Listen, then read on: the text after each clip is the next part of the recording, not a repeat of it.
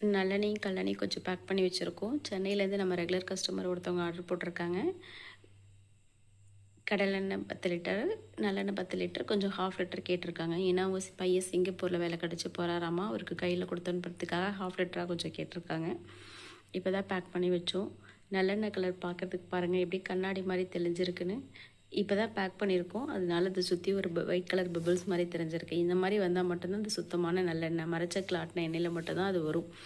இரும்பு செக்கில் ஆட்டதெல்லாம் அது மாதிரி வராது. இது கொஞ்சம் செட்டில் ஆகிறதுக்கு ஒரு 1/2 hour பிடிக்கும். நீங்கள் இப்படி குலுக்கி பார்த்தீங்கன்னா தெரியும். இந்த மாதிரி பபிள்ஸ் வரணும், வந்தால் மட்டும்தான் அது சுத்தமான எண்ணெய். நீங்கள் கடையில் வாங்கும்போது கூட அதை செக் பண்ணிக்கலாம். இது பேக் பண்ணி ஒரு 1/2 hourக்கு மேலே ஆச்சு, அதனால் கடலெண்ணெயில் அந்த பபிள்ஸ் செட்டில் ஆகிருக்கு. நீங்கள் திரும்ப குலுக்கிட்டு வச்சிங்கன்னா இந்த மாதிரி பபிள்ஸ் வரும். நம்மக்கிட்ட நல்லெண்ணெய், கல்லெண்ணெய், தேங்காய் எண்ணெய், பஞ்சதீப எண்ணெய் எல்லாமே இருக்குது. நம்ம ஷாப்பில் நேரடியாக வாங்குறவங்களுக்கு 420 போடுறோம். 1 லிட்டர் நல்லெண்ணெய். கடலெண்ணெய் 270 போடுறோம்.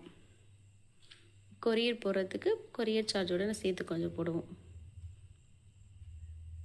யாருக்காவது தேவைப்பட்டால் வாட்ஸ்அப் பண்ணுங்கள் இந்த நம்பருக்கு.